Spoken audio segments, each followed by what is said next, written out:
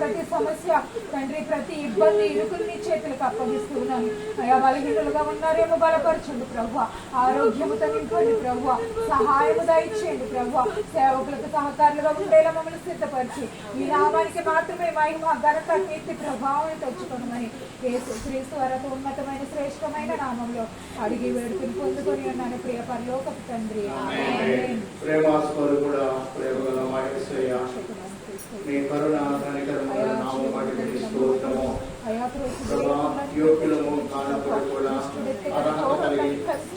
జీవించి ఆరాధించే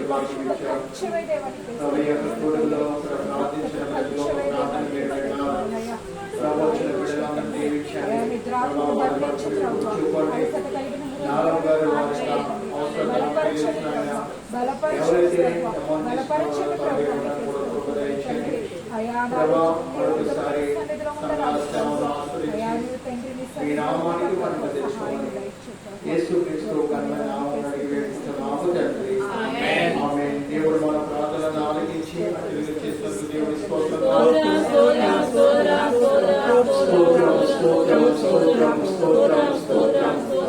హల్లెలూయా. ఇప్పుడు వచ్చిన మీకు అందరూ కూడా ప్రత్యేకమైన అందరూ కూడా క్షేమం నమ్ముతున్నాం.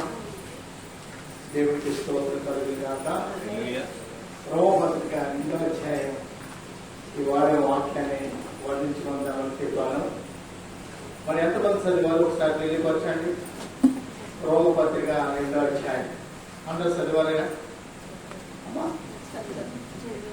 చదువుతూ వల్ల పత్రిక పాఠం చదువుతూ వల్ల ఎంత ఆస్వాదం అంటే, వీలైతే మళ్ళా వచ్చే వారం మళ్ళా పత్రిక గురించి కూడా తెలియపరుస్తాను. ఇప్పుడు ఈ పత్రిక పాఠాలు మనం చదువుతుండగా మనమే ఒక్కొక్క పత్రిక అయిపోవాలి. ఏమవ్వాలంట? మనము ఈ పత్రిక పాఠాన్ని మనం చదువుతున్న మనము మన సమాజానికో లోకానికో దేవుడు మనల్ని ఎక్కడ ఉంచితే అక్కడ మనం ఒక్కొక్క పత్రిక అయిపోతాం కాక. ఎందుకంటే పత్రిక పాఠం చదివిన ప్రతి ఒక్క వ్యక్తి హృదయ అంతరంగాలు పరిశుద్ధంగానే ఉంటాయి. ఎలాగంటే హృదయ అంతరంగాలు ఎలా ఉంటాయంట? పరిశుద్ధంగా ఉంటాయి. ఒక చిన్న మాట చెప్తాను. జ్వరం వచ్చిందంటే బిడ్డకి తాడు కడతా తీసుకెళ్తామా? అమ్మా మంచిది. ప్రార్థన గొప్పదా తాడు గొప్పదా మీరు చెప్పండి. దేవుడు మిమ్మల్ని ఆశ్రయించింది కాక. ఒక సేవకుడు మాకు చూపించాడని పట్టు మీకు మార్పులు వాళ్ళు చూపించారు.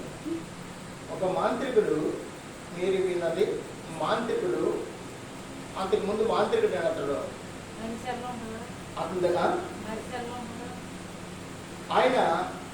ఆయన మాంత్రికుడు ఉన్నప్పుడు క్రైస్తవులుగా ఉన్న వాళ్ళందరూ కూడా ఆయన దగ్గరికి వెళ్ళి ఒక తాబీలు కట్టించుకునేవారంట. ఎవరెవరు? సున్నం గారు ఎవరెవరండి? క్రైస్తవుల పేరు కలిగిన ప్రతి ఒక్కరు కూడా ఆయన దగ్గరికి వెళ్ళి ఒక తాబీలు కట్టించుకున్నారంట. ఇప్పుడు ఆయన మారి అయ్యా తాబీదులు ఎక్కువ కట్టించుకున్న వాళ్ళు ఎవరంటే క్రైస్తవులేనండి.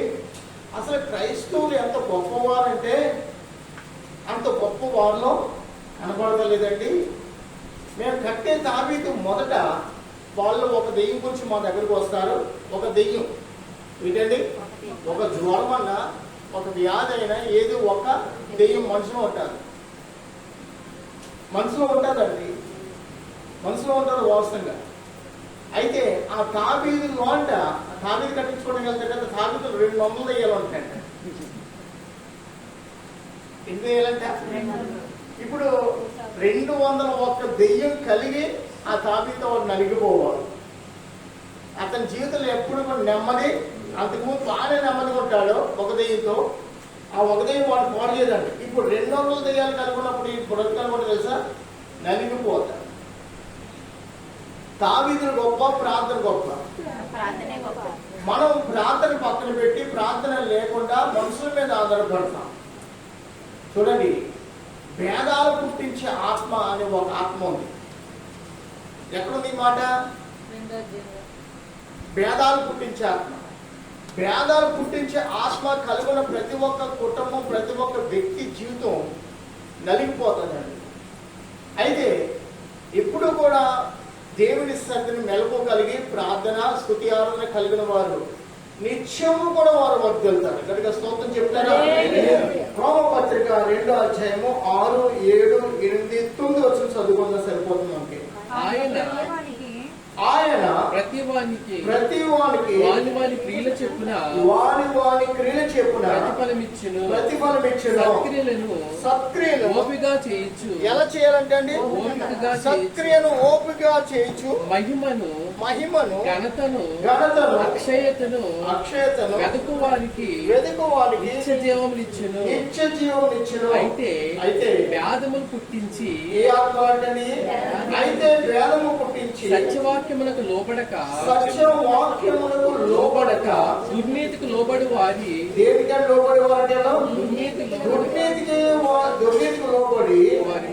వారి మీదకి దేవుని ఉగ్రతయు రౌద్రము వచ్చును. దుష్కార్యము చేయు ప్రతి మనుషుని ఆత్మకు మొదట యూదునికి గ్రీకు దేశస్థుడు కూడా శ్రమయు వేదనయు కలుగును. సత్క్రియ చేయు ప్రతి వానికి మొదట యూదునికి గ్రీకు దేశస్థునికి కూడా మహిమయు ఘనతయు సమాధానమును కలుగును. చాలండి. దేవునికి స్తోత్రం కలుగును. కూర్చోండి ఎవరు బాబు, కూర్చో. సరే, ఇక్కడ చూడండి 9వ వచనంలో మరొకసారి చదువుకుందాం. సత్యమునకు లోబడక దుర్నీతికి లోబడే వారి మీదకి ఏదొస్తుందంట? దేవుని ఉగ్రతయు రౌద్రమును కూడా వచ్చును. దుష్కారము చేయు ప్రతి మనుషుని ఆత్మకు మొదట యూదునికి గ్రీసు దేశస్థులు కూడా శ్రమయు వేదనయు కలుగును. సత్క్రియ ఎలా చేయాలంట? సత్క్రియ చేయు ప్రతి వానికి మొదట యూదునికి గ్రీసు దేశుని కూడా మహిమయు ఘనతయు సమాధానము కలుగును. దేవునికి పక్షపాతము లేదు. చాలండి. ప్రియమైన వల్ల మీరు ఈ సమయాన్ని వాక్యాన్ని చదివి ఆలకించమని ప్రత్యేకంగా వేడుకుంటున్నాం.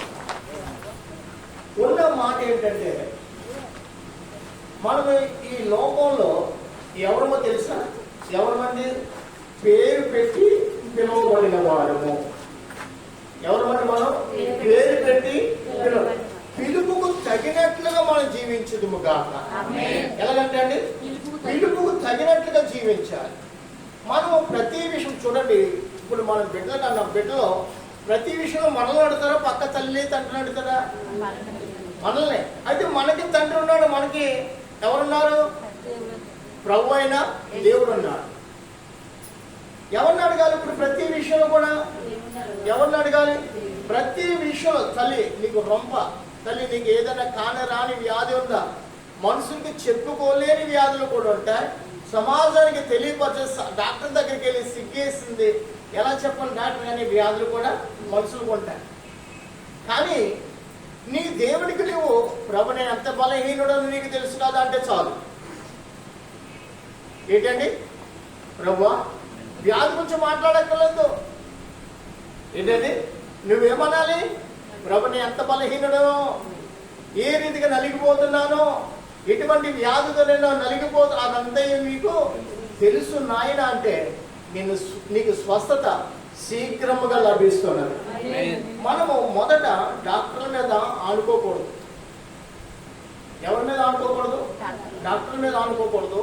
మరొక విషయం ఏంటంటే, ఇల్లు కట్టేటప్పుడు అప్పు గురించి ఎవరు పాకిస్తారని ఎంక్వైరీ చేస్తూ ఉంటారు. ఏంటండి పెళ్లి చేయాలంటే ఏం చేస్తారంట?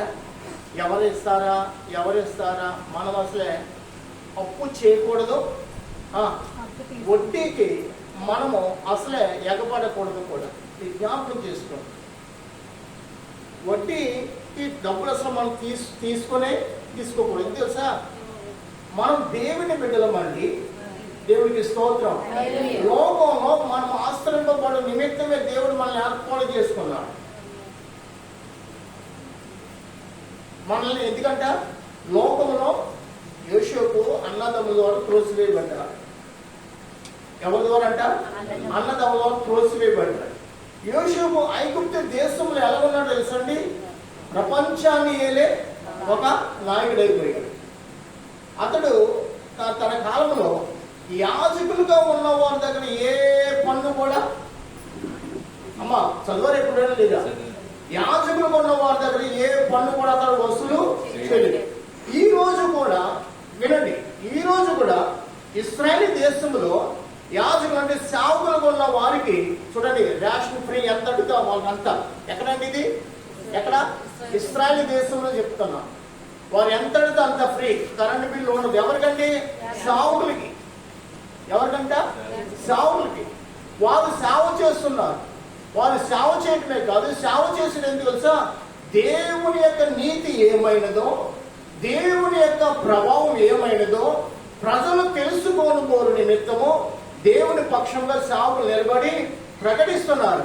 ఆ దేవుని యొక్క మహిమను పొందుకోవాలంటే ఎవరు కావాలి? మనకి సేవకులు కావాలి. సేవకులు ఎందుకు కావాలి? దేవుడు ఎవరితో మాట్లాడతాడట? సేవకుల ద్వారా సంఘముతో మాట్లాడుతున్నాడు. ఇప్పుడు దేవుడి మాటను ఆలకించడం మనమందరం కూడా ఎంత ధన్యులమంట, ధన్యత కలిగి జీవించే నిమిత్తం దేవుడు తన సహవాసాన్ని మనకి ఇచ్చాడు.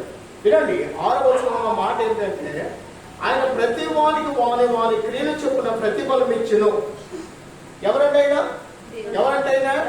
ఆయన దేవుడు, దేవాది దేవుడు. ఈ విషయంలో మనము మళ్ళా మతి తప్పిపోయిన వారు ఉండకూడదు. ఎలా ఉండకూడదు?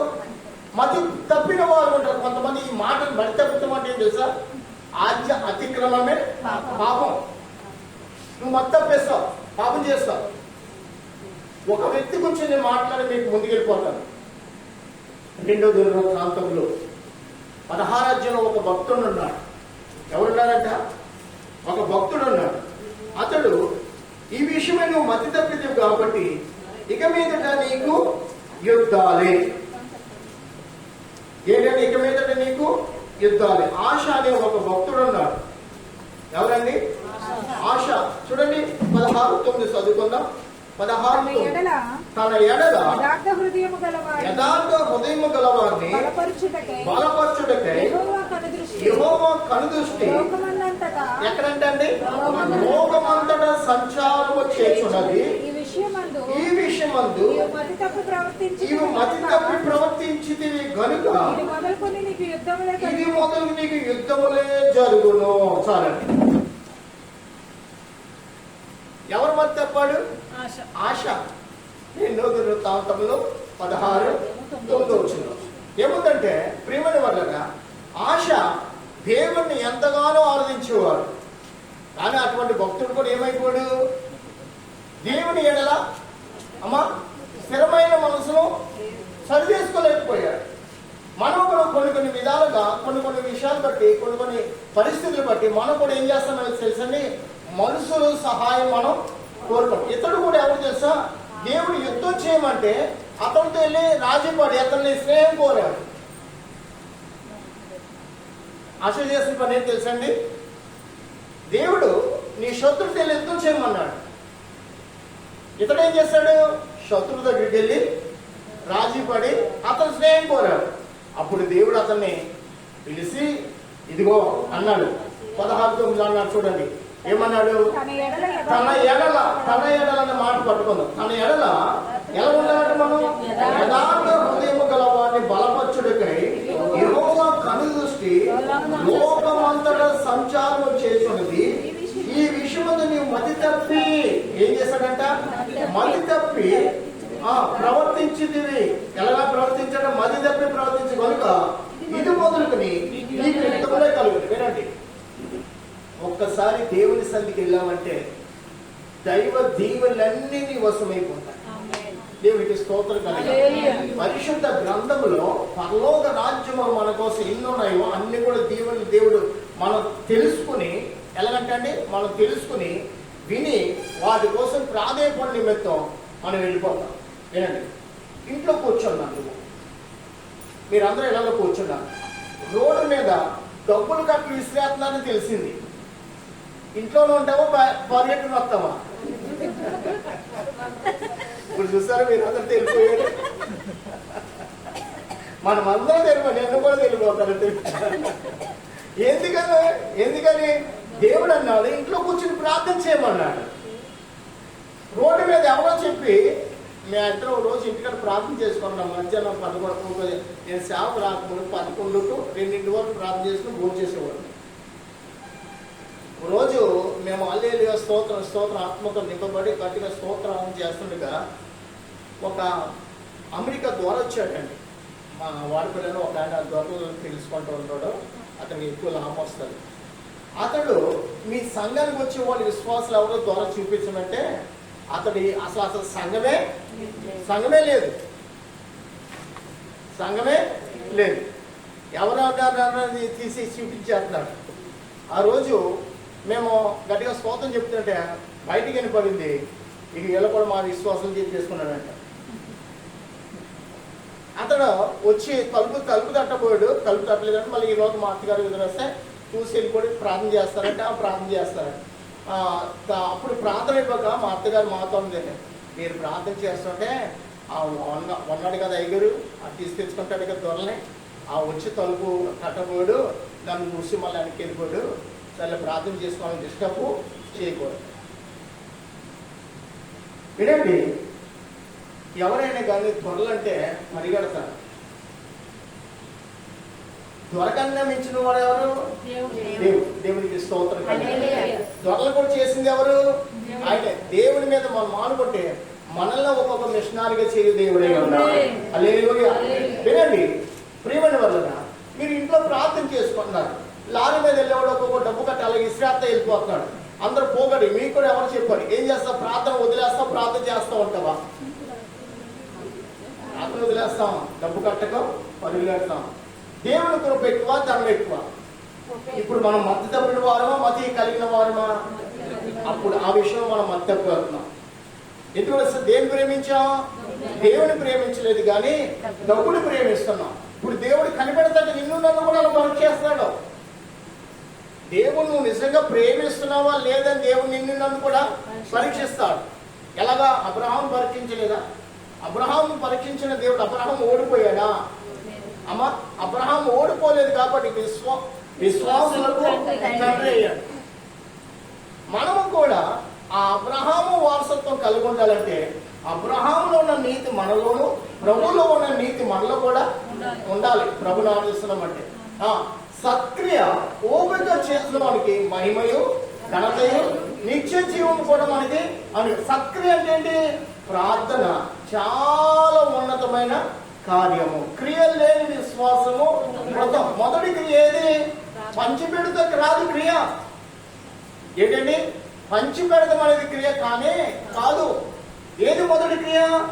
దేవుని సన్నిధిని ఆయన స్తుతించడం మొదటి కార్యము క్రియది. మనం మొదటి క్రియ చేయటం మానేసి మిగతావన్నీ కూడా చేస్తూ ఉంటాం. మిగతాన్ని కూడా చేస్తూ ఉంటాం. మొదట దేవునికి చేయవలసింది దేవునికి చెయ్యాలి. దేవునికి ఇవ్వాల్సినవి దేవునికి. మా పోయిన వారు మీరు అందరూ కూడా చాలా గొప్పలు ఇవ్వాలి. మిమ్మల్ని అందరూ దేవుడు ఆశీర్వదించండి. దేవుడికి స్తోత్రం కనుక. వినండి, ఇక్కడ మనం ఏ విషయం ఇతడు మధ్య తప్పాడో తెలుసండి? దేవుని విషయం ఇతడు మధ్య తప్పాడు కాబట్టి ఏమున్నాయి ఇతనికి? యుద్ధాలు. ఇక మీద నీకు యుద్ధాలే. సరే, ఈ మాట ఇక్కడ పెట్టి మొదటి యోహాను 5వ అధ్యాయం మొదటి నుంచి మనం చదువుకుందాం. యోహాను రాసిన మొదటి పత్రిక 5వ అధ్యాయము మొదటి నుంచి కూడా మనం కొన్ని మాటలు చదువుకుని మళ్ళీ ఇక్కడ యేసే క్రీస్తై ఉన్నాడని నమ్ము ప్రతి వాడును దేవుని మూలముగా పుట్టి ఉన్నాడా? పుట్టించిన వాడిని ప్రేమించు ప్రతి వాడు ఆయన మూలముగా పుట్టిన వాడిని ప్రేమించును. మనము దేవుని ప్రేమించు. మనము ఎవరిని ప్రేమించాలంట? దేవుని ప్రేమించు. ఆయన ఆజ్ఞను నెరవేర్చు వారమైతే దేవుని పిల్లలము ప్రేమిస్తున్నామని దాని వల్లనే ఎరుగుదుము. మనం ఆయన ఆజ్ఞను గైకొనుటే దేవుని ప్రేమించుట. ఏంటండి? ఆయన ఆజ్ఞలు గైకొనుటే దేవుని ప్రేమించుట. ఆయన ఆజ్ఞలు ఏ మాత్రం భారమైనవి కావు. దేవుని మూలం పుట్టిన వారందరూ లోకమును జయించుదురు. ఆమేన్. ఎవరైనా లోకాన్ని జయించేవారు? దేవుని మూలముగా పుట్టిన వారు. ఇప్పుడు ఎవరి మూలంగా పుట్టావు అంటే మా నాన్న మూలంగా, మా అమ్మ కానే కాదు. ఒకరు శరీర రీతిగా పుడతారు, 2 గంట ఆత్మ మూలంగా పుట్టారు. ఆత్మ మూలంగా పుట్టమంటే బాప్తిసము తీసుకున్న దాని తర్వాత నీ శరీరానుసారమైన పేరు పుట్టివేయబడి నీ పేరు నూతన జీవ గ్రంథములో లెక్కింపబడుతుంది. 2 గ్రంథాలు ఎప్పుడు కూడా ఉంటాయి. పరిశుద్ధ గ్రంథం ఎక్కడ? పరలోక రాజ్యములో. ఇప్పుడు చూడండి, దేవుని మూలంగా పుట్టిన వారు అనే మాట పట్టుకుందాం. లోకమును జయించుదురు. లోకమును జయించే విజయము మన విశ్వాసమే. యేసు దేవుని కుమారుని నమ్మువాడు తప్ప లోకమును జయించువాడు ఎవడు? మరి ఎవడు? నీళ్ళ ద్వారాను రక్తము ద్వారాను వచ్చిన వాడు ఈయనే, అనగా యేసే క్రీస్తు. ఆయన నేలతో మాత్రమే కాక నేలతోనూ రక్తముతోనూ వచ్చేను. ఆత్మ సత్యము కనుక సాక్ష్యం ఇచ్చేవాడు ఆత్మయే. వినండి ప్రియమైన వదన, నీలో నాలో దేవుని ఆత్మ మనం కలిగి ఉంటే అసలు లోకంలో ఏది కూడా మనం దాన్ని ప్రేమించం. లోకములు ఏమి ప్రేమించం. వాస్తవంగా ఇక్కడ మీ వివాహాలు ఎలాగైనా నాకు తెలియదు, కానీ మేము ఎవరి గురించి మాట్లాడలేదు. ఎలాంటి ప్రేమించుకుని వాళ్ళు చేసుకున్నారంటే వారి గురించి అవే కాదు, వాక్య ప్రకారంగా మాట్లాడుతున్నాం. ప్రేమించుకునే అమ్మాయి అబ్బాయి ఉండొచ్చు. ఎక్కడ? దేవుని సంఘములోనే. ఎక్కడంటే అండి? దేవుని సంఘములోనే వాళ్ళిద్దరు ప్రేమించుకున్నారు. ఇప్పుడు ఈమె పాట ఆడుతుంది. ఏమని? ప్రేమించేదన్ అధికముగా ఆరాధింతున్ ఆశక్తితో. చాలండి, వినండి. ప్రభుని గురించి పాడిందా లేకపోతే అతని గురించి పాడిందా? ఈమె మనసు ఎక్కడ తెలుసా? ప్రభు మీద లేదు. ఈమె ఎక్కడ ఉంది? మనసు ఇతని మీద ఉంది. కావున ఈమె జీవితం 2 నరక పాలైపోవాలి. ఎంతది ప్రేమించిందో, ప్రేమించిన తర్వాత ఈ చచ్చినోడే నేను ప్రేమించినోడు, వీడి వల్ల నాకు మేలు లేదు అనే మాట ఆమె నోరారా పలకవలసి వస్తారు. ఇది తెలుసా? నీవు కేవలం ఎవరిని ప్రేమించాలి? దేవుని మాత్రమే ప్రేమించాలి. ఎవరిని తెలుసా? మనం ఎవరు? దేవుణ్ణి ప్రేమించే వారు ఉండే నిమిత్తం దేవుడు మనల్ని ఏర్పాటు చేసుకున్నాడు. దేవునికి స్తోత్రం కలగాలి. ప్రేమ వివాహాలు అవి ప్రభుకి మహిమకరం. అంటే మీరు అనొచ్చు, యాకోబు ఆమెను ప్రేమించాడు కదా. అందుకని అతడు ఎన్ని సంవత్సరాలు పాలిదానం చేశాడు? 21 సంవత్సరాలు పాలిదానం చేయవచ్చు వచ్చాడు. శ్రమ, వేదన, మాంగాల ద్వారా నెమ్మది లేదు, భార్యల ద్వారా నెమ్మది లేదు, బిడ్డల ద్వారా నెమ్మది లేదు. ఆఖరికి ఎలాగెళ్ళాడు? నడుమిరిగిపోయిన వాడిగా దేవుని ఎదుట పోరాటం చేయవలసి వచ్చింది. అప్పుడే దేవుడు అతన్ని యాకోబు అనే పేరు తీసేసి ఏం చేశాడు? ఇశ్రాయేలు అని ఆశ్రయించాడు. దేవుడికి స్తోత్రం. ఎన్ని సంవత్సరాలు అతడు ప్రయాసపడితేనే కానీ ఆ పేరు అతనికి రానే. అలాగే జీవితంలో దేవుని సంఘానికి వెళ్తున్న మనము వివాహాలైనా కానీ మన భార్యలు మనకున్నా, మీ భర్తలు మీకున్నా, మరొకరికి మీ హృదయంలో మీరు చోటిచ్చారనుకో, నరకమే జీవితము. సంఘానికి వెళ్ళే వాళ్ళు అసలు ఈ క్రియలు అసలు ఉండనే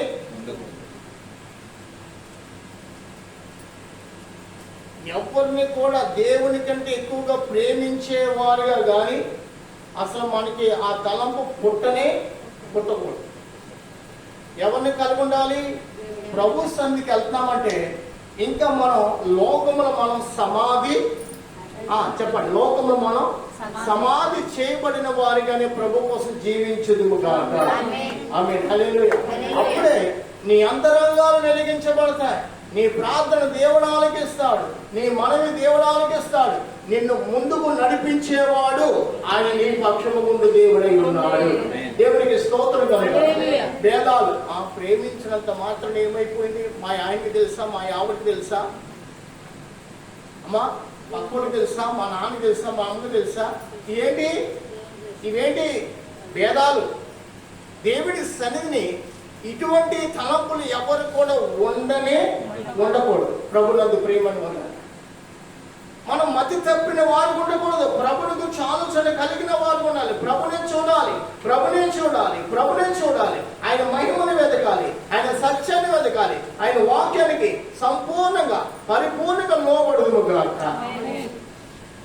ఎవరైతే అంత పరిపూర్ణంగా లోబడతారో దేవుడు తన ఆత్మను వారికి పరిపూర్ణంగా దయచే దేవుడై ఉన్నాడు. ఇక్కడ ఒక మాట చెప్తున్నాను, 5వ అధ్యాయం మనం చదువుకోవాలి కదా. చూడండి 3వ వచనం చూడండి.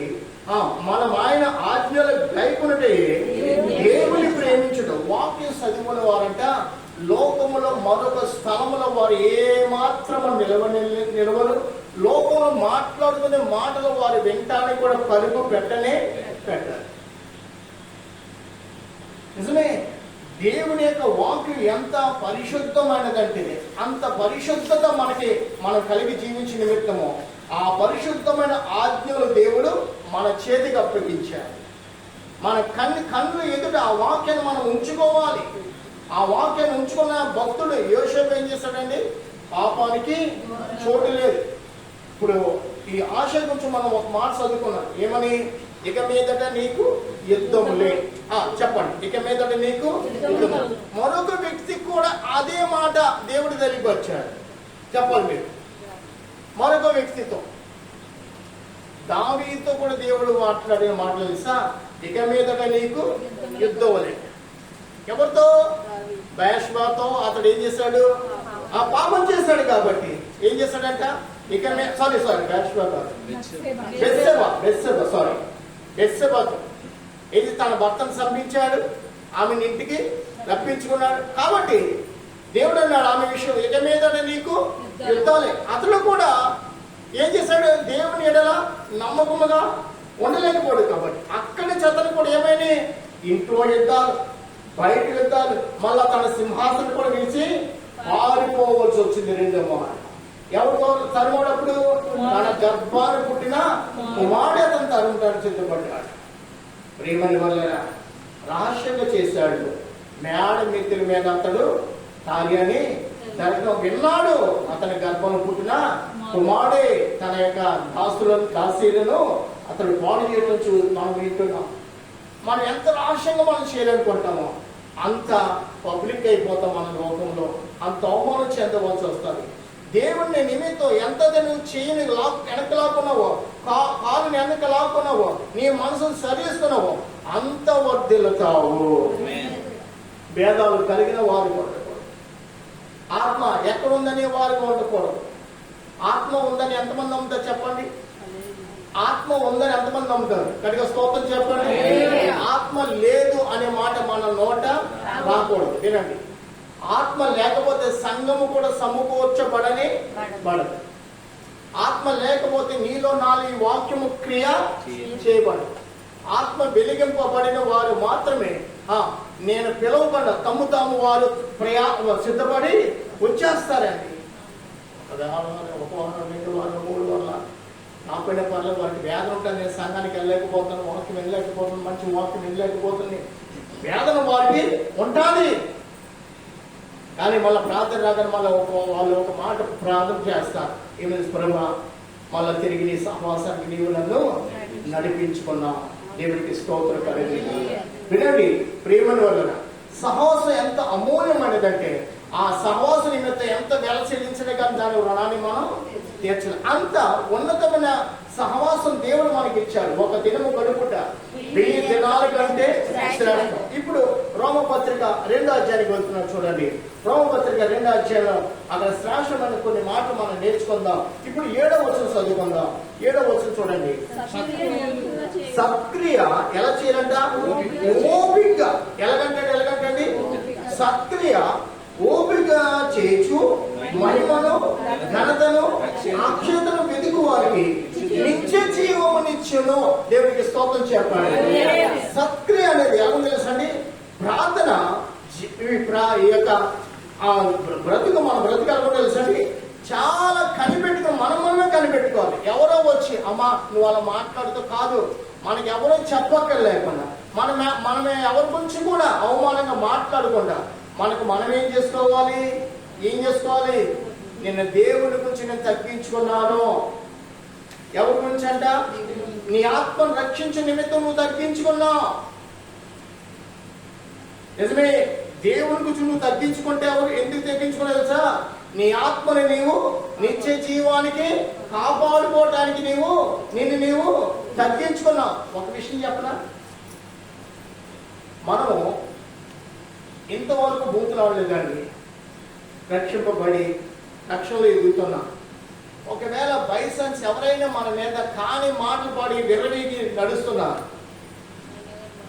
వాళ్ళని ఎదుర్కొనవద్దా? ఎదుర్కొనటానికి కూడా దేవుడు ఒప్పుకోడు. మాట అతిక్రమించి మాట్లాడటానికి దేవుడు ఒప్పుకోడు. ఎందుకు తెలుసా? మనం ఏ క్షణమైతే మనము అతిక్రమించి మాట్లాడతామో ఆ సమయం మన నీతి యావత్తు కూడా కప్పివేయబడుతుందంట. మళ్ళా నీతి జ్ఞాపకానికి రాదు. ఆ మాట ఎక్కడ నుంచి చెప్పండి? ఆ మాట చూడండి, హెస్కేల్ గ్రంథం. అతడు తన నీతి ఏ మాత్రం కూడా జ్ఞాపకానికి రాదని పరిశుద్ధాత్మ దేవుడు మాట్లాడుతున్నాడు. నీ నీతి నా నీతి అంతకుముందు ఎంత ఉన్నా కానీ తర్వాత మళ్ళా జ్ఞాపకానికి రాదంట. అయ్యో ప్రభువా ఏంటి నాయనంటే దేవుడు దాన్ని ఏ మాత్రం కూడా జ్ఞాపకం చేసుకోడు. 18వ అధ్యాయము, హెస్కేల్ గ్రంథం 18వ అధ్యాయము 24 వచ్చి చూడండి. 24 వచ్చును.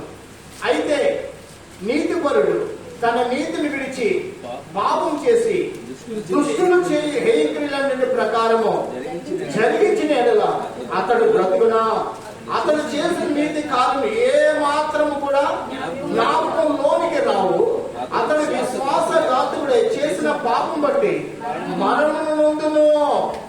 ఇప్పుడు మనం ఏం మాట్లాడదాం చెప్పండి? ఏం మాట్లాడతాం? దేవుడి వాక్యానికి విరోధంగా మనం ఏమైనా మాట్లాడగలమా? దేవుడు ముందుగా నీకు నాకు సెలవిచ్చేశాడు. వింటున్నారా అనంతలక్ష్మి గారు? వింటున్నారా?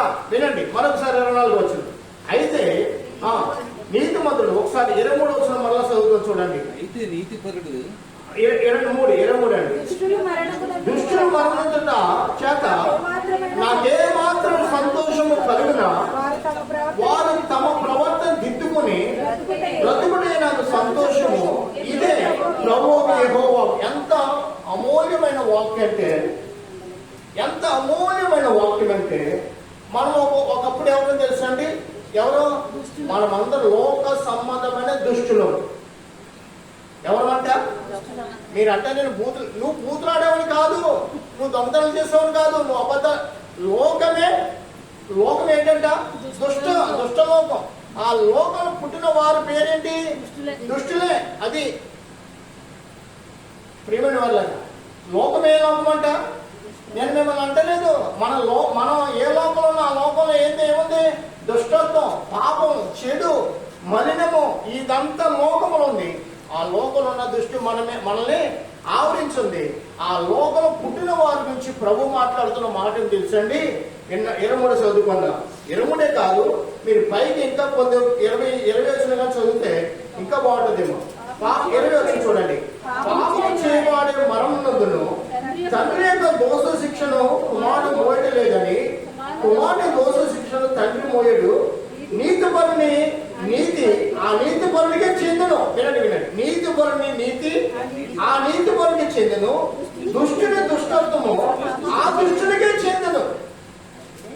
తండ్రి నీతిమంతుడే, కుమారుడు వల్ల నీతిమంతుడు కాడు. తండ్రి బట్టి కుమారుడు నీతిమంతుడిగా చేయబడడు. ఇప్పుడు తండ్రి దుష్టుడు, కుమారుడు నీతిమంతుడు. కుమారుడు నీతి బట్టి తండ్రికి ఏ మాత్రం క్షమాపణ? ఎవరు దుష్టత్వం వాళ్ళే, ఎవరు పాపము వాళ్ళే. ఎవరి పాపం బట్టి ఎవరు బ్రతుకు బట్టి వారిమే మనం ఎక్కడయా దేవునికి లెక్క అప్పచెప్పాలి. కింద చదువుకుందాం. 21 వచ్చేసి. అయితే దుష్టుడు తాను చేసిన పాపములన్నిటిని విడిచి నా కట్టడలను అనుసరించి నీతిని అనుసరించి న్యాయము జరిగించినట్లా అతడు మరణము నొందడు. అవశ్యము అతడు బ్రతుకును. అతడు చేసిన అపరాధం ఒక్కటి కూడా ఇది రక్షణ. కనుక.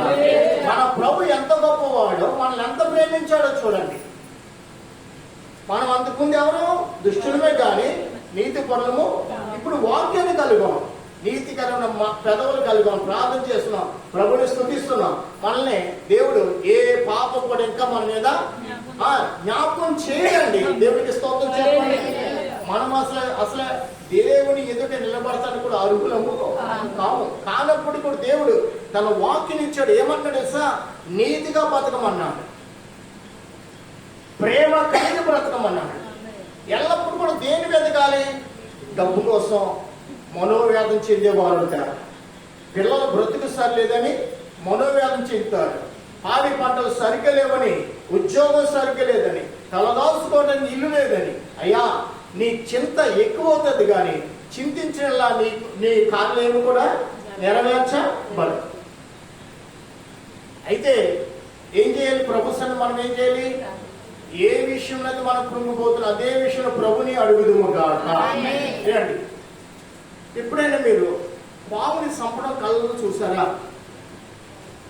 పాముని చంపడం కళ్ళలో చూసారా? ఎప్పుడైనా చంపడం చూసారా? పోనీ పాము మిమ్మల్ని కలుస్తున్నాడు, మీరు కళ్ళు చూసారా? చూసారా? పాము మిమ్మల్ని కలుస్తుండగా భయపడి పరిగెత్తిపోతున్నారు. అంటే పాము అంటే ఎవరో సాతాడు మేము జీవితం నాశనం చేతి మిమ్మల్ని తరుగుతున్నాడని అర్థం.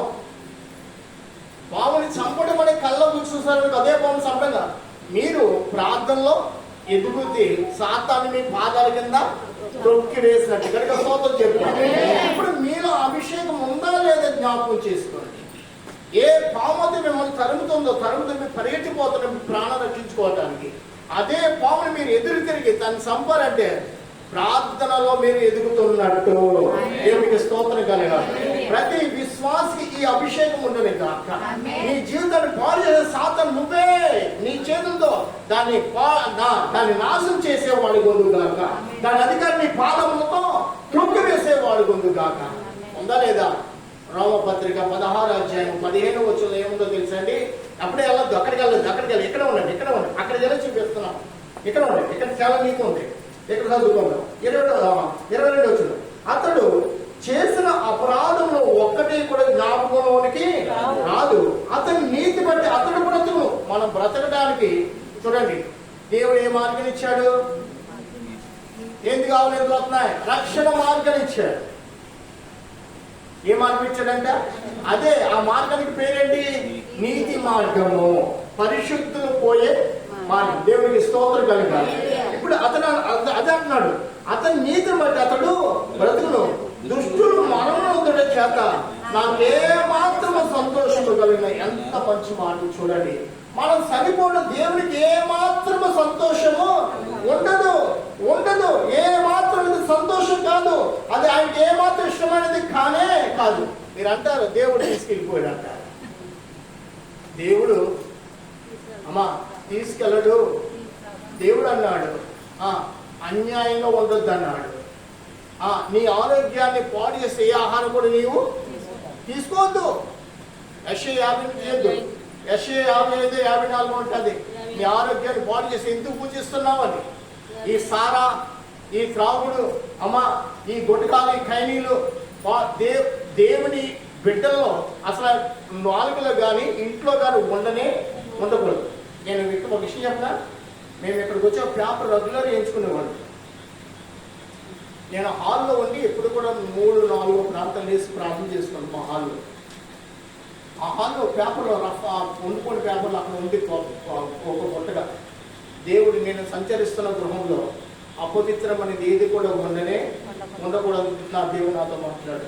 అప్పటి నుంచి పేపర్ వేయించుకోవడం మానేసి తెలుసా? పేపర్ వేయించుకునేటప్పుడు పండగలు ఉన్నాయి కదా, పండగలు దొరుకుతాయి కదా, వారి ఫోటోలన్నీ కూడా అక్కడే ఉంటాయి. మన చేతికి అపవిత్రం అనేది తగలకూడదు. మన నోటి మాట చూడండి, అమావాస అనే మాట కూడా రాకూడదు. పులే అమావాస బయటికి వెళ్ళొద్దే. బయటికి వెళ్తే ఏమైపోతావు? బయటికి వెళ్ళొద్దు. పుల్లే అన్నం తినదు అన్న అంటావా? ఆ మాటను అయ్యో ఇల్లు కట్టుకున్న అమావాస ఈ రోజు శంకుస్థాపన చేయకూడదు. ఎవరికి ఈ మాటలు? దేవుళ్ళు నమ్ముకున్న వారి నోట ఈ మాటలు వస్తాయి. ఎవరి నోట అంటే మంగళవారం పెళ్లికి ఏది కూడా కట్టకూడదు, ఇల్లు కట్టకూడదు. ఈడ మన ఆంధ్రలో మంగళవారాన్ని దూషిస్తారు. మధ్యప్రదేశ్ మేమున్న చోట మంగళవారాన్ని ప్రతి పని ప్రారంభిస్తారు. మన ఇండియానే కదా అది కూడా. చెప్పండి, కేరళ అంత శుక్రవారం మహా మంచి రోజు అంటారు. కేరళలో ఏమంటారంట, శుక్రవారం చాలా మంచి రోజు, శుక్రవారం అన్ని పనులు ప్రారంభిస్తారు. మన ఆంధ్ర దరిద్రం ఏంటో తెలుసు కానీ మంగళవారం శుక్రవారం వచ్చినప్పటికి ముసుకేసి కూర్చుందామో బయటికి వెళ్తామో. రోజు నేను బ్యాంక్కి వెళ్ళా, సోమవారం అంతా చాలా రష్గా ఉంది, డోక్రా గ్రూపం స్త్రీలు వెళ్ళా. మళ్ళీ రెండో రోజు వెళ్ళా, అదే రష్ ఉంటుంది ఏమంటున్నాను. మంగళవారం ఒక్క రోజు లేదు, లేదు. ఏంటంటే నిన్నేమో చూస్తే వెనక్కి వెళ్ళిపోయిన జనం చూసి ఈరోజు మంగళవారం కదండి, డబ్బు తీసుకోరు, డబ్బు కట్టనే కట్టి ఎలా ఉన్నారని ఆయన అంటాడు. మనుషులు ఇటువంటి మనుషులు కూడా ఉన్నాయా? మళ్ళా ఒక ఆయన ఒకసారి హైదరాబాద్ వెళ్తే శుక్రవారం ప్రార్థన ముగించుకుని రాత్రికి నేను హైదరాబాద్ శుక్రవారం వెళ్ళాను. ట్రైన్లో చాలా రష్ ఉంది, రిజర్వ్స్ లేదు, నిలబడి వెళ్ళాలనుకున్నాను. ట్రైన్ చూస్తే మంచి ఖాళీగా ఉంది. ఇదేంటి ఎప్పుడు కూడా రఫ్ అండ్ టఫ్గా నడిచేది, ఈ రోజు అసలు ఎవరు లేదు, కూర్చుని వస్తాను ఏంటని ఎవరిని పక్కన. బాబు ఈరోజు శుక్రవారం కదా, కొంతమంది ప్రయాణము చేయలేదు. ఎంత ఏ రీతిగా మనుషులు తమ మూర్ఖ ప్రవర్తన కలిగి ఉంటున్నారంటే, ప్రభు అన్నాడు 365 రోజులు కూడా నీవు భయపడకు. పరిశుద్ధ గ్రంథం రాయబడేది మాట తెలుసా, భయపడకు భయపడకు భయపడకు, నేను నీ తోడై ఉన్నాను. గట్టిగా స్తోత్రం చెప్తాను. పరిశుద్ధ గ్రంథం పట్టుకున్న వాళ్ళరా, నా ప్రియమైన వాళ్ళరా, మిమ్మల్ని బాగొచ్చే మాట చెప్తాను వినండి. ఏ వ్యాధి అయినా ఏ బాధ అయినా నువ్వు డాక్టర్ దగ్గరికి వెళ్ళి సంప్రదించవలసిన పని లేదు. ఎవరి దగ్గరికి వెళ్ళాలి? నీ ఆత్మ వెలిగించబడినది అయితే ప్రభుతో మాట్లాడతావు. నీ కుటుంబ విషయంలో, నీ బంధువుల విషయంలో, నీ యొక్క స్థితి, నీ కుటుంబం ఏదైనా కానీ. నేను రాత్రి ఒక విషయం చెప్తున్నాను. మా ఊళ్ళో 2 అన్నదమ్ముల మధ్య, మా కుటుంబాలే, వారి అన్నదమ్ముల మధ్య సమాధానం లేదు. వారు ఒకరినొకరు నొప్పుకుంటారు, అన్నదమ్ముల బిడ్డలే. నాకు ఆ విషయం నచ్చలేదు. ఇద్దరు కూడా ప్రార్థన చేస్తారు, ఇద్దరి మధ్య ఎందుకు గొడవలని నాకు కొన్ని దినాలు ప్రార్థన చేస్తున్నాను. రాత్రే చూడండి, పెద్ద పాము, ఎంత పాము, లేదంటే ఎంత రాము అంటారు, లేదంటే తల ఎంత పాము అంటారు. వాళ్ళిద్దరినే విడదీసేది సాతాను యొక్క యుక్తులు. దాన్ని నేను రాయితో కొట్టుబాడేస్తున్నాను. రాయితో కొట్టుబాడేస్తుంటే ఎవరు వచ్చారు? ఎవరైతే వారిద్దరి మధ్య సమాధానం లేదో వారిద్దరు కూడా వచ్చి నాతో దాన్ని చంపుతున్నారు. దేవునికి స్తోత్రం కలిగి. అప్పుడు నాకు అనిపించుతూ వీళ్ళిద్దరి కోసం ప్రార్థన చేస్తున్నాను కదా, వీరి మధ్య పోరాటాలు తీసుకొచ్చేది ఎవరు? అపవాది. అపవాదిని ఇప్పుడు ప్రార్థన ద్వారా నేను జయించి వారికి సమాధానము అనుగ్రహింపజేస్తాడు దేవుడు. దేవుడికి స్తోత్రం. నీ ప్రార్థన నీ ప్రార్థన నీ ప్రార్థన నీ కుటుంబంలో ఎవరికి నమ్మదు లేదు, నీ కుటుంబ స్థితిలో ఎవరికి నమ్మదు లేదు, వారికి జయం ఇచ్చే ప్రార్థన అయి ఉన్నది. ఆ ప్రార్థన కలిగి ఉంటే నీ కోడలు మాట అంటా లేదా, నీ అల్లుడు మాట అంటా లేదా, నీ కుటుంబ జీవితంలో మాట ఉండవా, నీ కుటుంబ జీవితంలో నమ్మదు లేదా, నువ్వేం చేయాలి? ప్రార్థన చేయాలి. మనుషులు తీసుకొచ్చి కూర్చోబెట్టి మా మధ్య సమాధులు అని చెప్పినా కానీ ఆ మనుషుల ద్వారా ఏమీ కూడా జరగదు. ఎవరు సమాధానం ఇచ్చేవాడు? దేవుడే సమాధానం ఇవ్వకపోతే మనుషులు మా ద్వారా మనకి సమాధానము రానే. వారు ఎవరైనా సిద్ధాంతులైనా, పూజారైనా, పండితులైనా, ఇంకా పంతులు మాస్టర్లైనా, ఇంకా నాయకులైనా, ఇంకా పోలీసు అధికారులైనా, ఎక్కడైనా సమాధానం ఉంటుందా? ప్రభు సన్నిధి ప్రార్థన చేస్తే ప్రభు ఏమిచ్చేవాడు? ఒక అభివృద్ధికి చెట్టు కట్టి దోమలు ఎక్కువ. ప్రభు ఏమిచ్చేవాడు? సమాధానం ఇచ్చేవాడు. ప్రియ సోదరి సోదరుడు, కాబట్టి సమాధానం మనకు కావాలంటే మనం ఏం చేయాలంటే మనం ప్రభుత్వాన్ని ప్రార్థన చేయాలి. ప్రభు మనల్ని ఎందుకు ఉంచాడు తెలుసా? మనము మన సమాజాల్లో, మన కుటుంబాల్లో, మన గ్రామాల్లో మనం ఏం చేయాలి? సమాధానంలోనికి నడిపించాలి. లేకపోతే దేవుడు నిన్ను నన్ను అడుగుతాడు. ఇక్కడ మనం చదువుకుందాం, మన మంది కాదు. 24 వచ్చి చూడండి. ఇప్పుడు 24 వచ్చి, అయితే నీతిపరుడు తన నీతిని విడిచి పాపము చేసి దుష్టులు చేయని ప్రకారం జరిగించేలా అతడు బ్రతుకున, అతడు చేసిన నీతి కార్యములు ఏ మాత్రం జ్ఞాపకంలోనికి రావు.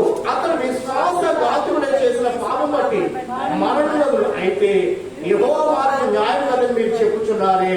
ఇశ్రాయేలురా, నా మాట ఆలకించండి. నా మార్గము న్యాయమే, మీ మార్గము కదా అన్యాయం అనేది. నీతిపరుడు తన నీతిని విడిచి పాపం చేసిన అతడు దాన్ని బట్టి మరణులను తాను పాపం చేయటం బట్టే కదా. అతడు మరణము నొందుడు. దేని మనం పాపం చేస్తాం. దేని ఎలాగ పాపం? ఆజ్ఞ అతిక్రమమే అది. మనం వేరేగా పాపం చేయటం కాదు. మళ్ళా దొంగతనాలు చేసామనో లేకపోతే ఇంకేవో చేసామని కాదు. ఆ రోజు వాక్యం చదవలేదు.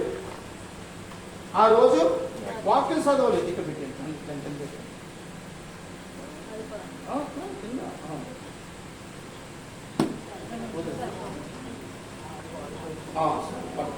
స్తోత్రం. హల్లెలూయా. ప్రభునందు ప్రియమైన ఆజ్ఞ అతిక్రమమే వాక్యం. ఈరోజు చదివచ్చు వాళ్ళు ఎంతమంది ఉన్నారు? ఈరోజు ఎంతమంది చదివారు వాక్యం? చదవలేదనుకో అది ఒక పాపముగా దేవుని ఎదుటి కనపడుతుంది. వాక్యం చదవడం వల్ల ఏమవుతుంది తెలుసా? వాక్యం చదవడం వల్ల చూడండి, స్నానం చేయకుండా ఉంటామా?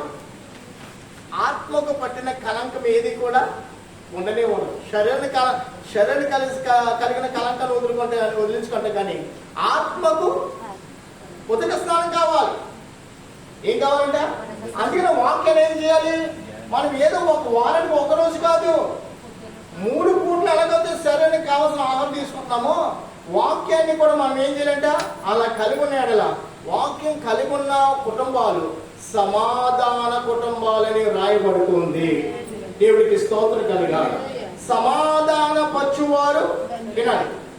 ఏముందన్నమాట? మత్తయి సువార్త 5వ అధ్యాయం ఏమంటే తీయద్దు. మీరు చదివారా లేదని మమ్మల్ని అడుగుతున్నాను. సమాధాన పరచువారు. ఇప్పుడు తీయండి, ఇప్పుడు తీసి చదవండి. ఏముంది అక్కడ? మీ చేత చదివించాలని ఒకసారి.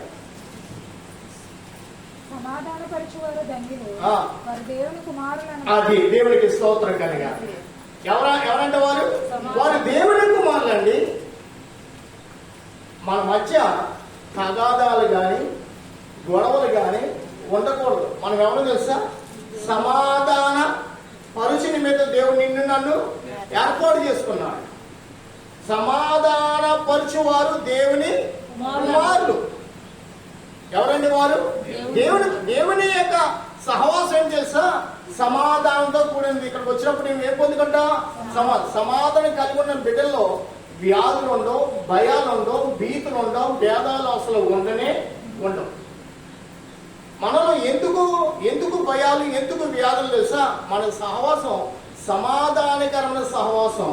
అయితే సమాధానకర వాక్యం వింటున్నా కానీ సమాధానం కోసం నువ్వు ప్రయాస పడట్లేదు. అసలు వారి పేరు ఎత్తకూడదని మాట. ఎవరైనా పాటలు పాడారంటే పాటలు పాడే వారి మీద నెపనాలు మోపుతా, ప్రార్థన బాగా చేసేవారంటే ప్రార్థన చేసే వారి మీద నెపాలు మోపుతూ ఉంటాం. ఇలాగూ మనం ఏం కలుగుంటున్నాం? భేదాలు ఎక్కడంట? దేవుని సహవాసంలోనే భేదాలు కలుగుంటున్నాం. ప్రియుల దేవుని సహవాసం చూడండి, మనం వేరే చేయడానికి దేవుడు ఒప్పుకోడు. అది ఎంతో ఆత్మీయ సహవాసం, ఆత్మీయ అభిషేకముతో కూడిన సహవాసం. ఈ సహవాసాన్ని ఏం చేయాలి? ప్రేమించడమే కాదు, ప్రాణమైనా కానీ అర్పించాలి. ఆకుల ప్రిస్కల ఎవరు వారు తెలుసా? పౌలు గారి కోసం తమ ప్రాణాన్ని కూడా లెక్క చేయని వారు. దేవునికి స్తోత్రం కలగాలి. ఎవరండి? ఆకుల ప్రిస్కల గురించి పౌలు గారు సాక్ష్యం ఇస్తున్నాడు. వారు నా నిమిత్తం తన ప్రాణాన్ని కూడా లెక్క చేయలేదు. ప్రాణం పోయినా పర్లేదు కానీ పౌలు గారు చేస్తున్న సేవకు మేము సపోర్ట్గా ఉండాలి. వారిని ప్రార్థనకు మేము కూడా ప్రార్థన బిడ్డలు ఉండాలి. ఆయన ఇంకా బలపరచాలి. నా సహాయానికి ఎప్పుడు కూడా ఉండాలని వారు పౌలు గారితో సహవాసానికి వారు సిద్ధపడి నడుము కట్టుకున్న బిడ్డలు. దేవునికి స్తోత్రం కలగాలి. హల్లెలూయా. నిద్రపోద్దు అంటున్నాను. ఇప్పుడు చూద్దాం రోమపత్రిక 16వ అధ్యాయం ఒకసారి చూడండి. అక్కడ మాటలు చదివిస్తాను. 16:20 చదవండి ఒకసారి. రోమపత్రిక 16:20 చదవాలి. మీరే చదవాలి. గమని. సమాధానకర్తయగు దేవుడు సమాధానకర్తయగు దేవుడు సాతానును మీ కాళ్ళ కింద శీఘ్రముగా తొక్కి వేయించిన గడిస్తోంది. చెప్పండి, ఏం చేస్తాడు దేవుడు? మన ప్రభు ఎవరు? మన ప్రభు ఎవరు? సమాధానకర్త. ఆమేన్, హల్లెలూయా. మనం ఎలా జీవించాలి? సమాధానంగా జీవిస్తే, సమాధానం కలిగి ఉన్నాడలా సాతానుడు ఎవడు? మన సమాధానాన్ని అసమాధానంగా మార్చేవాడు, మన బ్రతుకును పాడు చేయవాడు ఆయనే. మన ఇంట్లో కలంకం, మన హృదయంలో కలంకం, మన సమాజంలో కలంకం, మన గ్రామంలో కలంకం. చూడండి, ఆ సాతాను గాని అంటే మన కాళ్ళ కింద అయినా శీఘ్రముగా, అంటే మన ఆలస్యం అనేది లేనే లేదు. ఎప్పుడైతే మన నీతిని కలిగి ఉంటామో, ఎప్పుడైతే ప్రార్థన కలిగి ఉంటామో, ఎప్పుడైతే భేదం అనేది మనలో ఉండకుండా, భేదాలు కలిగి ఉన్న వారి మీద ఏమొస్తుందంట? దేవుని ఉగ్రత. చదువు కదా అక్కడ రోమపత్రిక 2వ అధ్యాయంలో, అమ్మా చదువు కదా. ఇప్పుడు మళ్ళీ అక్కడికి వెళ్తాం. రోమపత్రిక 2వ అధ్యాయం మరొకసారి చదువుకుందాం. చూడండి, 8వ వచనం. అయితే విడాదమును పుట్టించు సత్యమునకు లోబడక. చూడండి, సత్యం అంటే యేసు ప్రభువే సత్యమైన దేవుడు. నేనే మార్గము, నేనే సత్యము. ఆయనకు లోబడిన వారికి అందరూ కూడా ఎవరు ఏమొస్తుందంట? దేవుడు ఉగ్రత. అయ్యా అయ్యా అయ్యా అయ్యా, ఎవరికి లోబడకపోతే యేసు ప్రభుని నీ సొంత రక్షగా అంగీకరించకపోయిన దేవుని ఉగ్రతను చూస్తా. యేసు ప్రభు కోసం నువ్వు బ్రతకకపోయినా కానీ నీ బ్రతుకు వ్యర్థమే. నంగా ఎవరి కోసం బ్రతకపోతే అంట? యేసు ప్రభు నిమిత్తం మనం జీవించకపోతే, ఇతడు నా కావాలని నేను వెళ్ళిపోతే ఎలమంటాడు దేవుడు? సర్వదా నిత్య నరకాన్ని చూస్తా. డబ్బు నా దేవుడు అనుకుంటా, ఎలమంటాడు? డబ్బు నీకు దారాలను ఇచ్చేస్తాడు. ఆ డబ్బు బట్టే నీవు ఫ్యాన్కి వేలాడవలసి వస్తుంది. అమ్మా, ఈ లోకం నాది, మొత్తం నేను చేస్తాను, నేను సమాజానికి వేరేగా ఉండలేను, సమాజంతో కలిసి ఉంటానంటే నీ ఇంటి చుట్టూరు కూడా వ్యాధులు, బాధలు, పోరాటాలు. ఇది తెలుసా? ప్రభు నిన్ను ప్రత్యేకించుకున్నాడు. ఎక్కడ? ఆ సమాజంలో, ఆ గుడ్డి జీవితం నుంచి, ఆ మురికి జీవితం నుంచి దేవుడు నిన్ను మహిమపరుస్తున్నాడు. దేవుడు నిన్ను పిలుస్తున్నాడు, ప్రత్యేకంగా ఉండమంటున్నాడు. లేదు లేదు, సమాజాన్ని విడిచి నేను ఉండలేను, సమాజంతో బ్రతకాలి. ఈ లోకంలో బ్రతకాలంటే, సమాజంతో బ్రతకాలంట ప్రియుడా, లోకంలో బ్రతకాలంటే ప్రభు నిన్ను బ్రతికించకపోతే నువ్వు బ్రతకనే బ్రతకలి. సమాజం కాదు నిన్ను బ్రతికించేది. నువ్వు మంచం మీద పడుంటే, నువ్వు బాగున్నప్పుడు 10 మంది వచ్చి నిన్ను బాగున్నావు అంటారు. నువ్వు మంచం మీద పడుంటే పలకరించే వారు కూడా ఉండరు. మంచం మీద ఉన్న వారిని కూడా లేవనెత్తు దేవుడు నా దేవుడై ఉన్నాడు. హల్లెలూయా. ఇప్పుడు సమాజం మంచిదా? నా ప్రభు మంచోడంటే సమాజం గుడ్డిది, సమాజం గుడ్డిది, సమాజం గుడ్డిది. నా ప్రభు మంచివాడు, మేలు చేయువాడు. హల్లెలూయా. ఆయన ఒంటరైన వాడిని 10,000 మందిగా చేస్తానని వాగ్దానం ఇచ్చిన వాడు. ముదిమి వచ్చి వారికి ఎత్తుకుని వాడను నేనే. తల్లి వచ్చిన కానీ నిన్ను మనము నా అరచేతులు నిన్ను చెట్టుకుని ఉన్నాను. ప్రభు ఇటువంటి వాగ్దానాలతో మనం నింపుచున్నాడు, బలపరుస్తున్నాడు, ముందుకి నడిపిస్తున్నాడు. ప్రియ సోదరి సోదరుడా, నువ్వంట సమాజం అంట. దేవుడు అంటాడు, సరే సమాజం కావాలి కదా, ఇల్లు నేను కొంతకాలం సమాజంలో వదులుతాను. ఆ సమాజం నీ మీద కాండ్రకి మూసే వరకు నీకు సమాజం ఏమైందో నీకు తెలియదు. నీ కళ్ళు పొరలు కట్టేసే వరకు సమాజం అంట. పౌలు గారు సౌలు ఉన్నప్పుడు సమాజంలో పేరుగాంచిన వాడు ఉన్నాడు. యేసు ప్రభుని చూడగానే అతని కన్నులంట పొరలు కట్టేసినాయి, చూడలేకపోయాడు. ఎవరు వచ్చారు?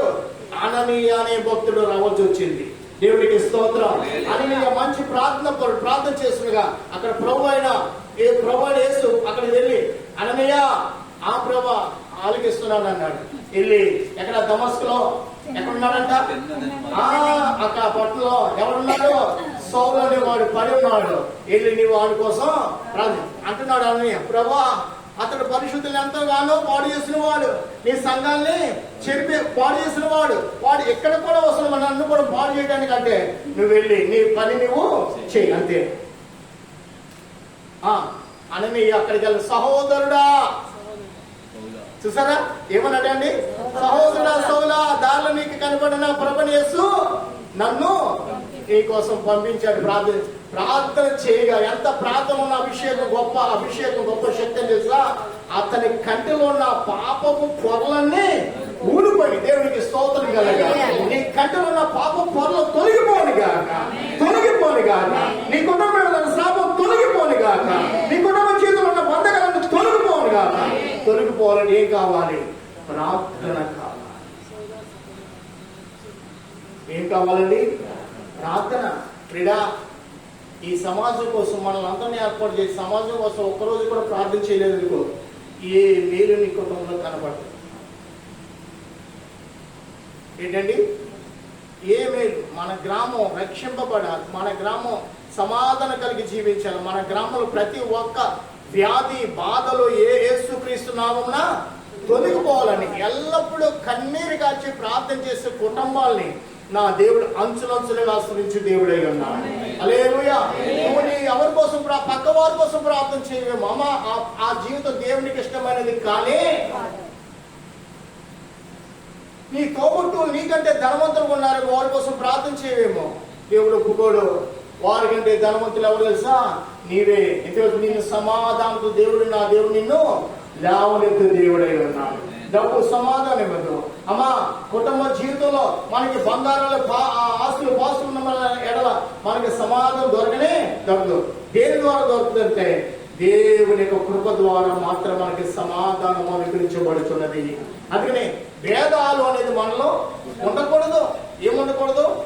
భేదాలు పుట్టించే వారికి ఏమొస్తుందంట? దేవుని ఉగ్రత అన్నాడు. చూడండి మరొకసారి ఆ మాట చదువుకుందాం. అయితే వేదం పుట్టించు సత్యములకు లోబడక దుర్నీతికి లోబడి వారి మీదకి దేవుని ఉగ్రతయు రౌద్రములు కూడా వచ్చును. అమ్మా, ఉగ్రతే కాదు, ఏమొస్తుందంట? రౌద్రములు కూడా వచ్చును. మళ్ళా దుష్కార్యములు చేయ ప్రతి మనుషునికి ఆత్మకు మొదట యూదునికి గ్రీసు దేశస్తులకి కూడా సమయం వేదన కలుగు. ఇప్పుడు గ్రీసు దేశస్తులు అంటే ఎవరు?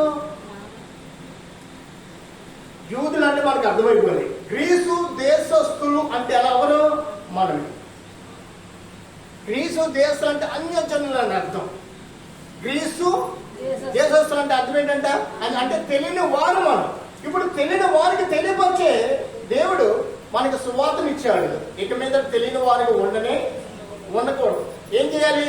ప్రభు చెప్పిన రీతిగా ఆయన ఆజ్ఞను పాటించిన వారిగా, ఆయన ఆజ్ఞకు లోబడిన వారిగా. అందుకని దేవుడి మూలంగా పుట్టినవాడు తన్ను తాను భద్రపరచుకును. ఇప్పుడు మన యోహాను మొదటి యోహాను పత్రికలో సర్దించారు కదా, దేవుని మూలం పుట్టినోడు ఎవడు కూడా పాపము. చూడండి, ఆ మాట మీకు మర్చిపోరేమో. మళ్ళీ ఎక్కడికి వెళ్తున్నాను, మిమ్మల్ని కొంచెం బలపడతాను అంతే తప్ప ఇంకేం కాదు. మొదటి యోహాను 5వ అధ్యాయం చూడండి. 5వ అధ్యాయంలో ఏముందంటే 5వ వచనం చూడండి. 5వ వచనం యేసు దేవుని కుమారుడని నమ్మువాడు తప్ప, యేసు దేవుని కుమారుడని నమ్మువాడు తప్ప లోకమును జయించువాడు మరి ఎవడు? నీళ్ల ద్వారాను రక్తము ద్వారాను వచ్చిన వాడు ఈయనే, అనగా యేసుక్రీస్తే. ఈయన నీళ్లతో మాత్రమే గాక నీళ్లతోనూ రక్తముతోనూ వచ్చెను. దేవుని మూలముగా పుట్టిన వాడు ఎవడను పాపము చేయడని ఎరుగుదుము. అదండి ఆ మాట. దేవుని మూలముగా పుట్టిన వాడు ఎవడను పాపము చేయడని ఎరుగుదుము. దేవుని మూలముగా పుట్టిన వాడు తన్ను తాను భద్రము చేసుకున్నాడు కనుక దుష్టుడు వాడిని ముట్టాడు. ఆమె ఎంతో ఉన్నతమైన మాట చూడండి. దుష్టుడు ఎవరు ముట్టడంట? అమ్మమ్మ, మీరు బైబిల్లో ఉన్న మాట ప్రకారంగా మాట్లాడుతున్నాం, మన సొంత మాటలు వద్దు. అక్కడేముంది చూడండి, మళ్ళా చదువుతుంది 18 వచ్చిన. దేవుడి మూలము పుట్టిన వాడు ఎవడును పాపం చేయడాన్ని ఎరుగుదము. దేవుడి మూలము పుట్టిన వాడు తన్ను భద్రము చేసుకున్నాడు కనుక దుష్టుడు వాడిని ముట్టడు. మనము దేవుడి సంబంధం మరియు లోకమంతా దుష్టుని ఎందుకుందని ఎరుగుదము. మనము సత్యవంతుడైన వాడిని ఎరగవాలని దేవుని కుమారుడు వచ్చి మనకు వివేకము అందించినని ఎరుగుదము. మనము దేవుని కుమారుడు యేసుక్రీస్తునందున్న వారమై సత్యవంతుని యందు ఉన్నాము. అయితే ఆయనే నిజమైన దేవుడును నిత్య జీవమే ఉన్నాడు. చిన్నపిల్లారా, విగ్రహం జోలికి పోకుండా జాగ్రత్తగా ఉండాలి. మనలో విగ్రహ ఆరాధన అనేది ఏమాత్రం కూడా ఉండదు. విషయం విగ్రహారాధన అంటే ఏం తెలుసా? ఆ రోజు వాళ్ళు ఏం చేస్తారంటే తల స్నానం చేసి కొత్త బట్టలు కట్టుకుని ఏవేవో స్పెషల్ వండుకుని తింటారు. వాటితో పాటు మనం కూడా చేస్తామనుకో, మనం కూడా ఏం చేసినట్టే విగ్రహం చేసాం. అయిపోయి తెల్లగా ఎవరు ఉంటారండి? అంత అలాగే ఉండకపోతే దేవుడు తన రాజ్యానికి నిన్ను నన్ను ఏమాత్రం కూడా ఎంచడం. అది లోకము నుంచి మనం ఏం చేసుకోవాలంటే మనం ప్రత్యేకించుకోవాలి. ఇప్పుడు ఏముంది ఆ మాట ఉండలేదా? దేవుని మూలము పుట్టిన వాడు ఎవడను పాపం చేయని ఎరుగుదుము. దేవుని మూలము పుట్టిన వాడు తన్ను భద్రము చేసుకుని తన్ను ఎవరి గారు మనం భద్రం చేసుకోవాలి. ఇప్పుడు మన ఇంటి మీదకి బాణాలు వేస్తున్నారు, తలుపులు తెరిచి ఉంచామా తలుపులు మూసేస్తామా? అది తెలుసు. కానీ ఆత్మ రక్షించుకుంటే జ్ఞానం దేవుడు ఇచ్చాడు. అది మాత్రం తెలియకుండా పర్లేదు నలుగురికి చేద్దాం, నలుగురు చేసుకుంటున్నారు. రేపు వాళ్ళు ఏమన్నా పర్లేదు, వాళ్ళు నిన్ను నరకలవుతారు. ఎవరితో వస్తారు?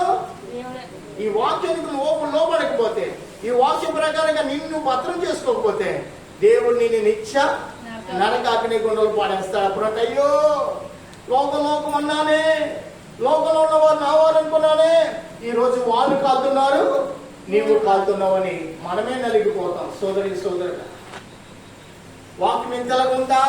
ఇంకా భయంకరంగా ఉంది. ఇంకా చెప్పాలంటే ఇంకా నీ నేత్రాలు వెలిగించబడే వాక్యాన్ని దేవుడు తన పరిశుద్ధ గ్రంథాలు మన కోసం ఉంచాడు. కాబట్టి వాక్యం వింటున్న నీవు నేను మన జ్ఞాపకం చేసుకోవాలి. దేవుడు వేదములు పుట్టించే ఆత్మ మనలో ఉండకుండా దేవుడు మనకిచ్చిన మళ్ళా ఇప్పుడు 9వ వచనం చదువుకుందాం. 9వ వచనం చదువుకుందాం. సత్క్రియ చేయ ప్రతి వానికి మొదట వాడు యూదుడైనా అన్యజనుడైనా మహిమయు ఘనతయు సమాధానము కలుగును. దేవుడికి పక్షపాతము లేదు. ధర్మశాస్త్రం లేక పాపం చేసిన వారందరూ ధర్మశాస్త్రం లేక నశించెదరు. ధర్మశాస్త్రం కలిగిన వారే పాపం చేసిన వారందరూ ధర్మశాస్త్రానుసారంగా తీర్పునొందుదురు. ధర్మశాస్త్రం లేని వారు చాలా మంది ఉన్నారండి.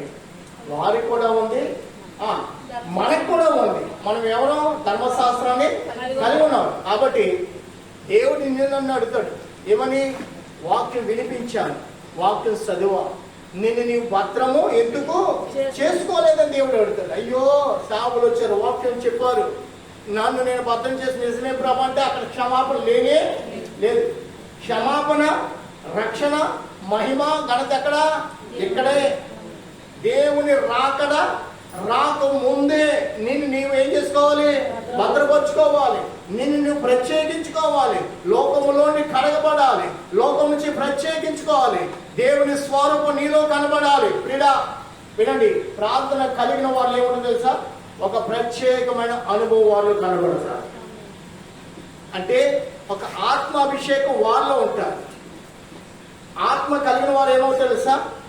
మనుషులు ఇలాగ లాగినా కానీ మనిషి చేతి కనపడి, ఎందుకంటే రాకులు ఎత్తబడే అభిషేకం వారు కలిగి ఉంటారు. ఇప్పుడు రాకులు ఎత్తబడాలా?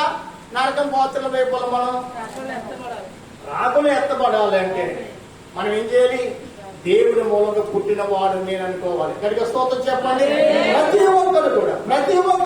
ప్రతి ఒక్కరు కూడా లోకం లేదని కంటికింపుగా చిచ్చి ఏమాత్రం నా దేవుని ఎదుటి విలువైనది కానీ, అవసరం బంగారం, అవసరం డబ్బు, అవసరం ఏదైనా కానీ ధనవంతుడు ఎక్కడికి పోయాడు?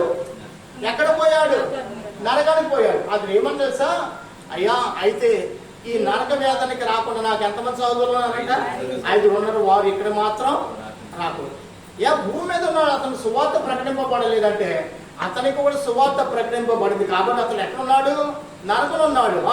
అతడు చూడండి, అతడు అబ్రహాముని ఏమో తెలుసా? తండ్రి అయిన అబ్రహాము అని పిలుస్తున్నాడు. రే సోదరి మనులారా వినండి, ఈ వాక్యం నీకు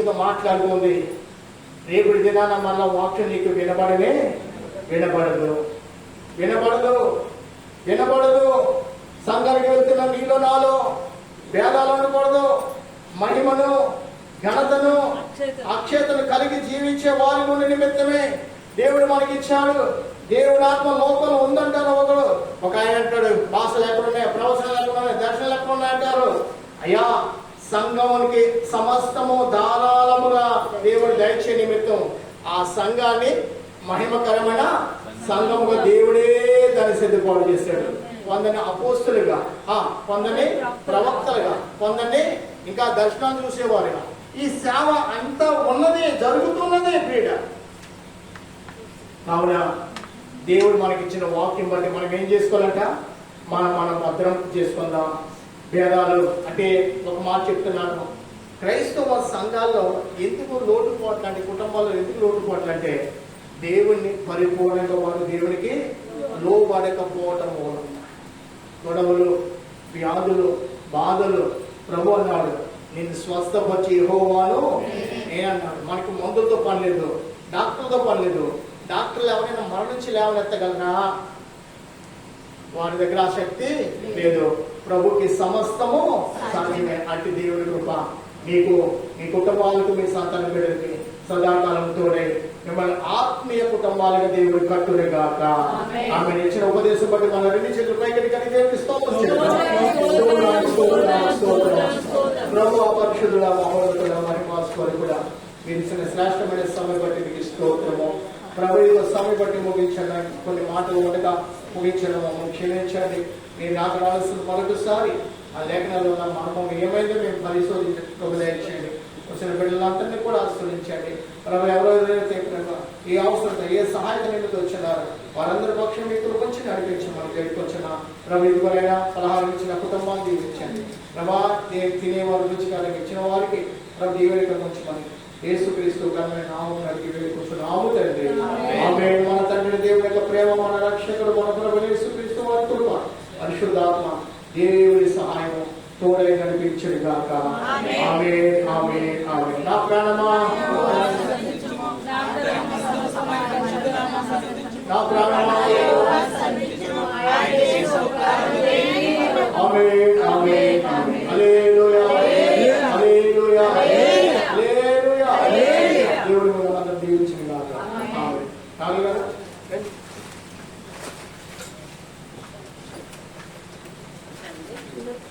ఎవరికి పంచిపెట్టండి. ఒకటి చెంది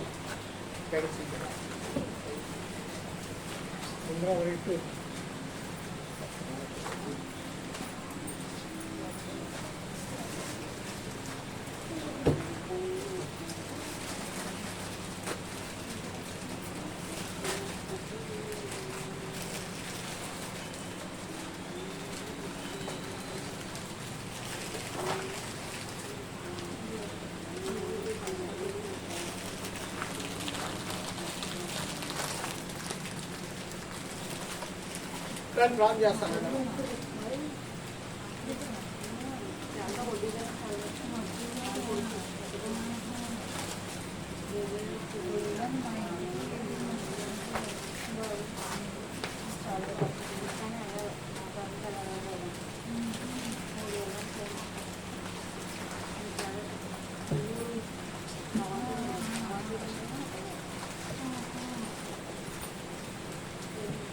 రాజు మీకు స్తోత్రం. రాజు మీకు స్తోత్రం.